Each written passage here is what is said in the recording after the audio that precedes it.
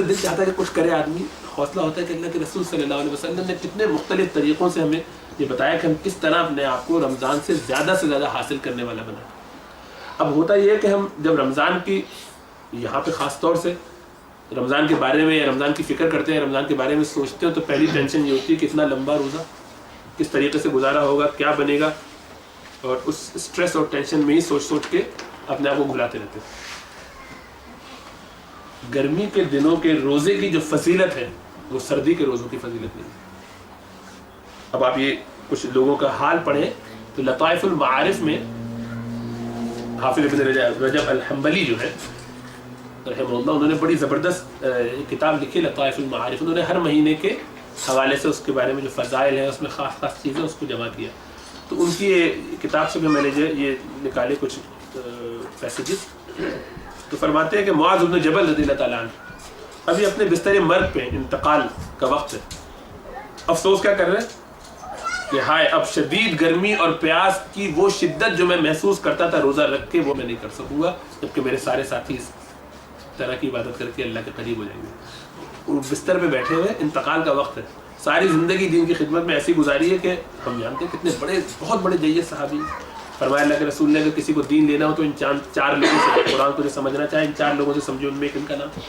تو اتنے اونچے درجے کے ان کو اللہ کے رسول صلی اللہ علیہ وسلم نے اپنی حیات مبارکہ میں یمن کی طرف گورنر بنا کے بھیجا، اور جب انہوں نے بتایا کہ میں قرآن اور سنت اور اس کے بعد اجتہاد کروں گا، تو آپ نے فرمایا اللہ تعالیٰ کا شکر ہے کہ اس نے اپنے رسول کے رسول کو اتنی فہم اور سمجھداری اور شعور دیا ہے۔ تو آپ نے کو فرمایا کہ یہ رسول اللہ، یہ رسول ہے اللہ کے رسول کے رسول۔ تو اس درجے کے صحابی ہیں، لیکن افسوس اس پر کر رہے ہیں کہ آج دنیا سے چلا جاؤں گا تو یہ غم ہے، یا بستر پہ پڑا ہوا ہوں تو میں چونکہ کمزوری بہت زیادہ ہو گئی ہے تو اس شدت میں روزہ نہیں رکھ پا رہا، گرمی کی شدت میں۔ ابو بکر صدیق رضی اللہ تعالیٰ عنہ نفلی روزے گرمیوں ہی میں رکھتے ہیں، لیکن سردیوں میں روزہ رکھنے کی کوئی فضیلت کہاں، گرمیوں کو تلاش کر کے رکھتے، گرمیوں میں جب زیادہ سخت موسم ہوتا ہے۔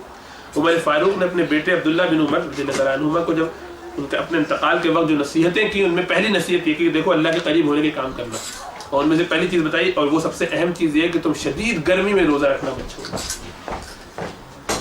قاسم بن محمد بن ابو بکر صدیق کے جو بیٹے ہیں قاسم محمد، ان کے بیٹے ہیں قاسم۔ یہ قاسم جو ہے مدینہ کے 7 فقہا جو مدینہ کے کہلاتے جو ٹاپ لیول کے فقہا ہیں، ان میں ان کا شمار ہوتا ہے، سعید مسیب اور اس طرح کے لوگوں میں۔ یہ حضرت عائشہ کے ذریعے بھتیجے ہوئے۔ تو حضرت عائشہ کے بارے میں کہتے ہیں کہ وہ شدید گرمی میں روزہ رکھا کرتی تھی۔ تو پوچھا کہ کیا اس کی وجہ کیا تھی؟ تو فرمایا کرتے تھے کہ وہ اس سے فائدہ اٹھانا چاہتی تھی کہ جبکہ باقی لوگ اوروں کاموں میں لگے ہوئے، تو کہتی کہ جب سودا سستا ہو تو خریدار بہت ہوتے ہیں، شدید گرمی میں گویا کہ کام کرنے والے کم لوگ ہیں، تو ایسے موقع پہ کام کرنا چاہیے کہ جب کم لوگ کر رہے ہیں۔ تو شدید گرمی میں روزہ رکھنے کو پریفر کرتی تھی، پسند فرماتی تھی۔ اللہ تعالیٰ نے موسیٰ علیہ السلام سے فرمایا کہ جو میری خاطر پیاسا رہے گا میں اسے بڑے عظیم اور سخت دن کی گرمی کی شدت سے نجات کی خوشخبری سناتا ہوں۔ جو ابھی گرمی میں روزہ رکھتا ہے، اس دن کی جو گرمی ہے اس دن اس کو میں نجات دوں گا، اس نے میری خاطر یہ کام کیا۔ حضرت حسن بصری کا یہ قول مشہور ہے کہ فرماتے ہیں کہ جنت کے بارے میں بتاتے ہیں کہ جنت میں اللہ کا نیک بندہ ایک شہد کی نہر کے کنارے اپنی ایک حور کے ساتھ ہوگا، اور وہ حور اس سے کہے گی، اس کو وہاں کا پانی بڑا میٹھا اور لذیذ قسم کا پانی پیش کرتے ہوئے کہ آپ کو پتہ ہے کہ ہمارا آپ کا نکاح کب ہوا؟ مجھے تو نہیں پتا۔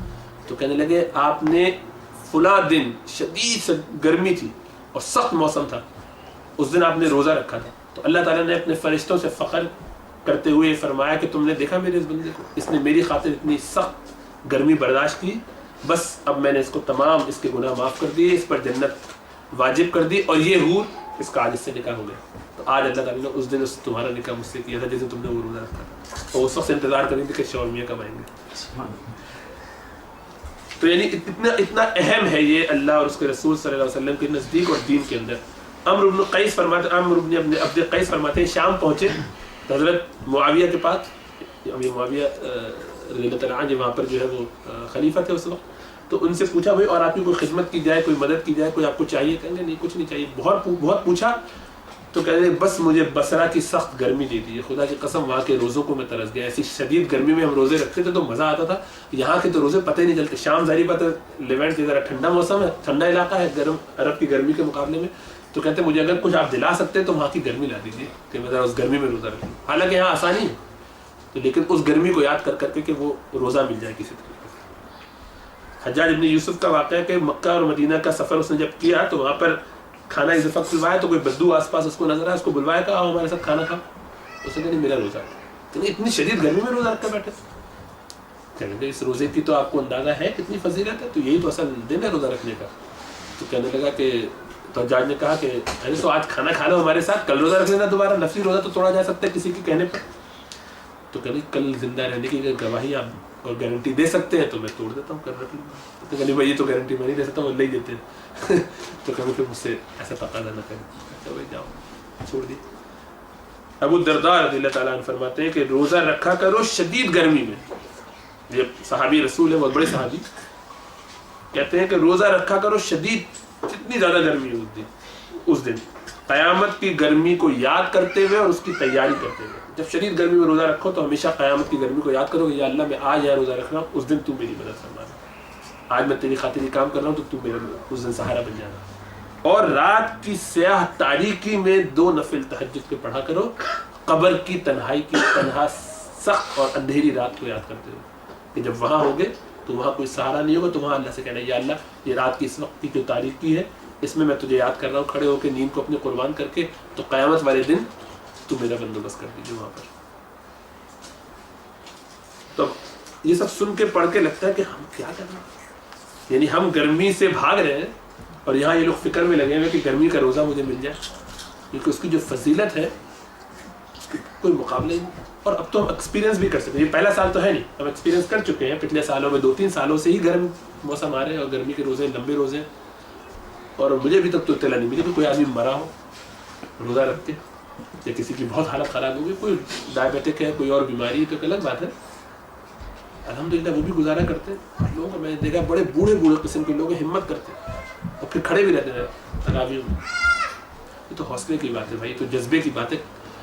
میں آپ ویسے زیادہ کھا کے تو مر سکتے ہیں، بغیر کھائے میں مرنے کا امکان نہیں ہے. جو ہمارے پاس فیٹ کے ریزروز ہیں نا آس پاس، وہ مرنے نہیں دیں گے، آپ فکر نہ کریں. نہیں، میں ہیومنلی بات کر رہا ہوں، میڈیکلی اس قدر اسٹوریج ہے گلائکوجن کا کہ وہ کچھ ہونے نہیں دے گا. گھبرانے کی بالکل بات نہیں.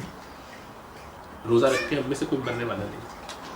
اس مشقت کو آدمی تھوڑا سا برداشت کرے اور کہے کہ یا اللہ تو اس کو آسان کر دے، اللہ آسان کر دے، لیکن اس سے گھبرانے کی بات نہیں ہے، اس میں پریشان نہیں ہونا چاہیے.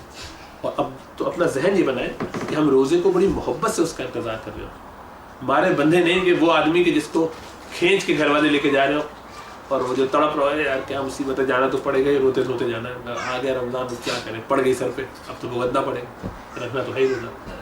تو وہ جو ایک عادت بن گئی روزہ رکھنے کی، وہ رکھنا بھی ہے، دکھانا بھی ہے، بتانا بھی ہے، یا خود کیا ہے. چلو یہ ایٹیٹیوڈ نہیں ہونا چاہیے رمضان کے بارے میں. اور ایسا لگتا ہے کہ ہم باتیں کرتے ہیں، کبھی کبھی کہتے ہیں کل نہ آئے روزہ، پرسوں ہو جائے، ایک دن بعد ہو جائے، ایک دن اور مل جائے. یعنی عجیب و غریب سا ایٹیٹیوڈ ہے. طلب جو ہے وہ روزے کی نہیں ہے، ہونی چاہیے. تو ایک تو اس طلب کو پہلے پیدا کریں تاکہ رمضان بھی ہمارا مہمان کی طرح جب وہ آئے تو ہم سے محبت کرے.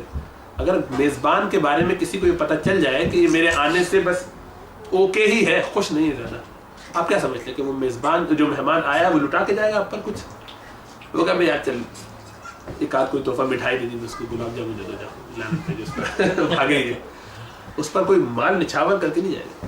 اور رمضان کے پاس تو بہت کچھ ہے دینے کے لیے، تو وہ اسی پہ لٹائے گا جو اس سے محبت سے انتظار کر رہا ہوگا. ہم آپ بھی ایسے ہی کرتے ہیں کہ جو ہاتھ پھیلا کے ہمارا استقبال کرتا ہے ہم اس کے پاس ہمیں جانا چاہتے ہیں. تو اس طرح سے استقبال کیجیے رمضان کا کہ جب رمضان آئے تو ہم بہت تیار ہوں، خوشی ہو اندر سے، رمضان آ رہا ہے ماشاء اللہ. اگر یہ نہیں ہو رہا تو اس کو آرٹیفیشلی پیدا کرنے کی کوشش کی، بنائیں یا اللہ نہیں میں تیار ہوں، یا اللہ میں اپنے دل میں ارادہ کریں، کبھی بھی ارادہ کریں کہ یا اللہ میں پوری اہمیت کے ساتھ پوری محبت سے رمضان کا انتظار کر رہا ہوں. اب تک نہیں کر رہا تھا، اب ارادہ کرتا ہوں کہ پوری محبت سے رمضان کا استقبال کروں. یا اللہ اس مہمان کو ہمارے لیے باعث برکت بنا، ہمارے اوپر اس کے خوب رحمتیں ہمارے اوپر نازل ہوں، ان سے خوب راضی ہو کر جائے اور تو اس کے ذریعے سے راضی ہو جائے کہ تیری وجہ سے کر رہے ہیں. اس کے نتیجے میں تقویٰ جو حاصل ہوگا وہ ہمیں دین پر چلانے والا بنا، ایسا تقویٰ حاصل ہو جائے یا اللہ کہ وہ اگلے پورے 11 مہینے